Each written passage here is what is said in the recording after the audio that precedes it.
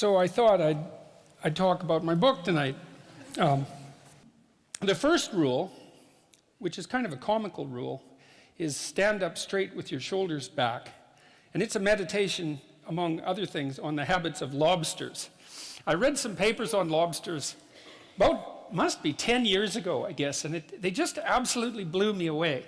And one of the things I've really loved about being a psychologist, and there's many things, but I've really loved psychoanalytic theory and the great clinicians, the behaviorists as well. I mean, Freud, Jung, Adler, Carl Rogers, Abraham Maslow, the behaviorists like Skinner and the cognitive behaviorists. I mean, I've learned a tremendous amount from reading the clinicians. And so if any of you are interested in psychology, I would really recommend reading the great clinicians, because you learn so much about life. It's crazy by reading them. So that's been fun. But then on the entirely other end of the spectrum, where I've learned most about psychology, is from the really low, what would you call them, the really science-oriented animal behaviorists. That's where they turned into the neuroscientists, right? They were the animal behaviorists first of all, and then they turned into the neuroscientists. And I've learned a tremendous amount from them. They're such clear thinkers.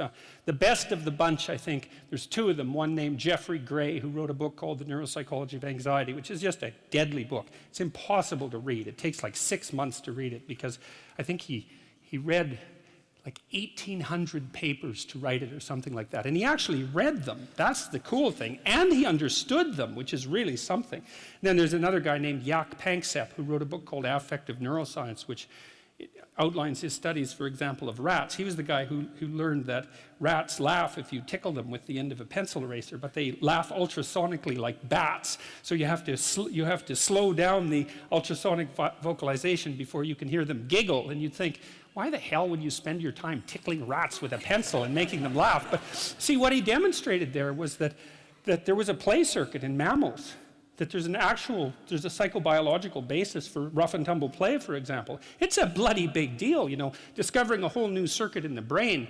That's like discovering a continent. It's Nobel Prize winning stuff. And Panksepp's Affective Neuroscience, I would highly recommend that. So there's this other book I know about too, which is 12 Rules for Life, which you could also look into if you want. Anyways, I was reading these articles on lobsters, and I came across this finding that lobsters govern their postural flexion with serotonin. I thought, wow, that's so interesting, because, you know, depressed people crouch over. I wonder if there's any link between those two things. And then I went and read a whole pile of papers on lobster and lobster neurochemistry. Lobster neurochemistry is actually quite well understood, because they have a fairly simple nervous system, right? And so if you want to understand a complex nervous system, it's a good idea to understand a simple one first and then sort of elaborate upwards. And it turns out that serotonin governs status. It governs status, emotional regulation, and posture in lobsters, just like it does in human beings. And so that just blew me away. And so one thing that chapter 1 is about is the fact that if a lobster is defeated in a dominance battle, you can give it essentially antidepressants, and it will fight again. And that just blew me away. You know, it's so remarkable, because one of the things it tells you is that, so if you're imagine that you could be lobster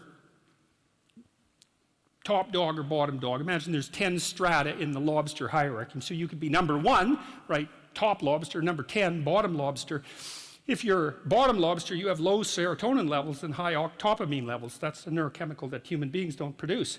And if you're a top lobster, you have high serotonin levels and low octopamine levels. And you can move a lobster in its dominance hierarchy by moderating its levels of serotonin.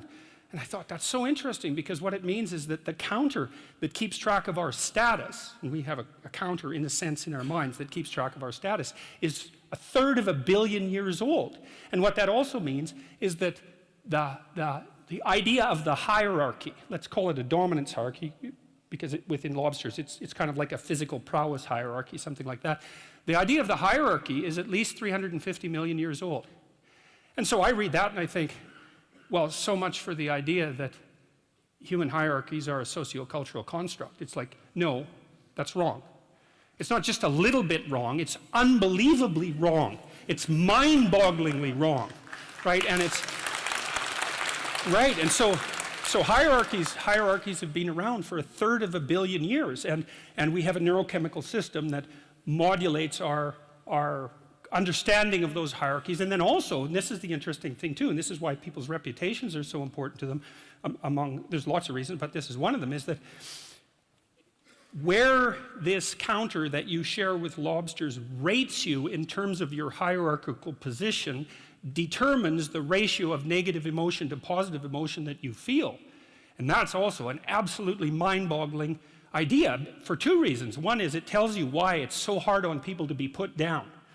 Because it doesn't just upset them in the moment, it changes the way their entire system responds to the world so that they now experience more positive emotion and less negative emotion. So that's really rough. And then there's a corollary to that too, which is like, there's a very tight relationship between your belief system and your dominance hierarchy position. It's complicated, but it's worth going through. Like, let's say that, so I have a certain amount of status as a professor, and I have the, let's call it the what would you say? I've been granted the entitlement to a certain position in a social hierarchy. Now, the question is, why do I have a valid claim to that position? And the answer, hypothetically, is because I know enough so that my claim to the position is valid. So then if you stand up in the audience and challenge my beliefs and show that I'm wrong, you might say, well, I get upset because I'm wrong, but the more accurate reason that I get upset is because you're indicating to the crowd that my position in the hierarchy of authority is invalid. And by doing that, you lower me in the hierarchy and you mess around with the neurochemical systems that are regulating my emotions. And so if you're interested, at least in part, in why people are so prone to defend themselves and their beliefs in the service of their position, then that's why. And so that's a great example of how you can learn these unbelievable things by stumbling across a rather obscure biological fact. It just what would you say? It's like a series of dominoes. And that's also why biological facts are so useful. It's like, we don't have to argue about whether or not social hierarchies, as I said, or hierarchies are social constructs. A given hierarchy is influenced in its structure by sociocultural conditioning, let's say, but the fact of the hierarchy, so like the part of your brain that detects and regulates your response to hierarchies is older than the part of your brain that recognizes trees. Like, it's old. It's really, really fundamental. And so, and almost all social animals organize themselves in hierarchies, because now the other thing that chapter 1 is a bit of a meditation on what might constitute a hierarchy. One of my business colleagues, a former student of mine from Harvard, very, very smart guy. He's got a graduate degree in engineering from MIT and a PhD in psychology from Harvard, so there's like one of him in the whole world. And he's a very smart guy. And he helped me design the self-authoring suite, by the way, and he's been working for about 20 years on that. That's a suite of programs that helps people write about their lives and straighten them out. He told me to stop using the word dominance hierarchy. And he said the reason for that was that it was infested with Marxist presuppositions. And it really bothered me when he first said that, because I've been using the word for years, dominance hierarchy. He said, we had a discussion about that. He said, well, it's predicated on the idea that you climb up the hierarchy, human hierarchy, as a consequence of the expression of power. It's like, that's wrong. You climb up valid hierarchies as a consequence of the expression of competence. And that's actually technically right. He was exactly the right person to tell me that, because he had done his PhD on what predicts success in Western hierarchies. And the answer is quite clear. General cognitive ability, some prefrontal ability as well, which was what he specifically tested. So intelligence, roughly speaking, although it's a little bit more elaborate than intelligence, but that's close enough. And trait conscientiousness accounts for about 50% of the variance in long-term success. And you think, well, hey, how do you want your society to be structured?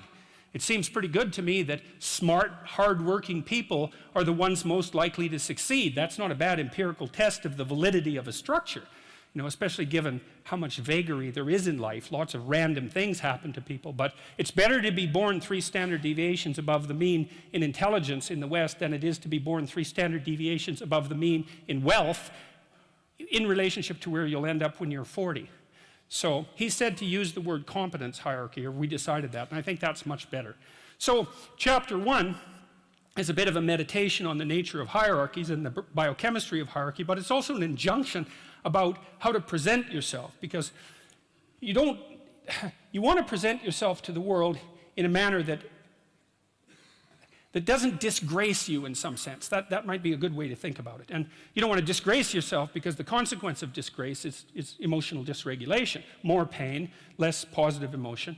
And so the best way to present yourself is to stand up forthrightly and to stretch out, you know, and to occupy some space, and you make yourself sort of vulnerable by doing that, because you open up the front of your body, right? But it's a sign of confidence, and that way people are most likely to give you the benefit of the doubt.